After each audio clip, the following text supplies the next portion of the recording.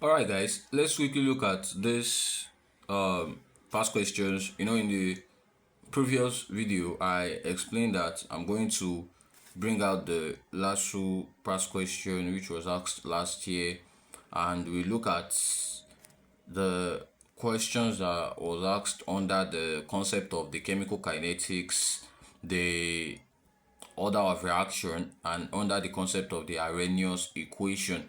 It's a first semester topic, but it came out last year in the second semester exam. So now let's really look at this problem here. Be very fast. Now, what is the order of reaction whose rate equation is expressed as rate equals this man here? You can see I explained in the last video that that's how they will give you the question, like this K. Then the first reactant, the concentration is to power m. This is what I explained in the last class. And the second reactant, let's say reactant B raised to power n.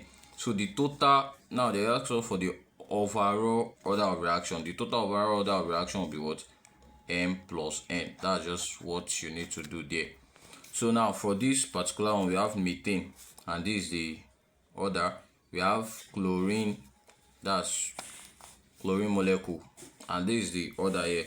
So the overall order will be something of,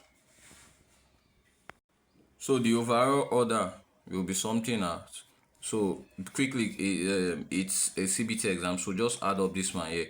That's 3 over 2 plus 3 over 2, right? And that will be something of, what is it there? Because they have the same denominator, that's 6 over 2, right? And 6 divided by 2 is simply 3, making option A the correct answer here. So that's how to go about this kind of question. Now let's look at the question 2, part of the PQ that questions are set from last year. So now the rate of determining step in a chemical reaction is A slow process, B fast process, C intermediate process, D continuous process. Basic thing you have to know here is that rate determining step is always like, it's a slow process, it's not very fast. Understand? So the rate determining step is a slow process, and that's option A, the correct answer. So to this question also, let's look at this question. According to Arrhenius, the plot of ln K against the reciprocal of temperature.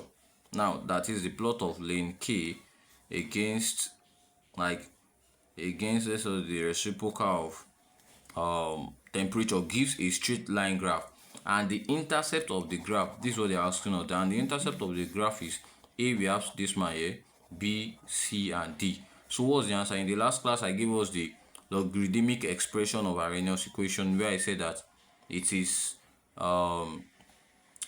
ln K equals minus EA over RT plus ln A.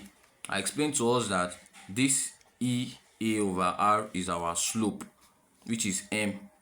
This 1 over T, because we can multiply, is the 1 over T is the x-axis, this is the y-axis, and this man here is the slope. Hence this is the correct answer for this one here.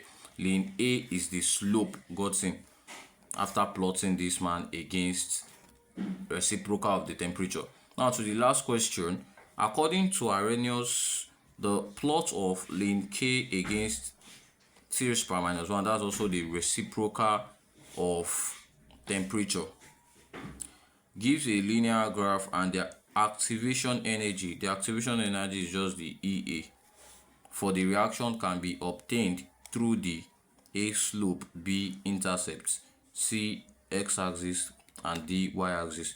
So the basic idea here is that, when you look at this equation and you relate it to the y equals mx plus c, the y equals ln K, the m equals minus EA over R, and in the period I said that we should ignore this man here, so the m equals minus EA. Hence to get our slope will be basically our activation energy.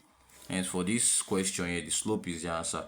when you plot this lane K against the reciprocal of the temperature, the slope will give you the what? Activation energy. So that's all the questions we can be able to solve for now.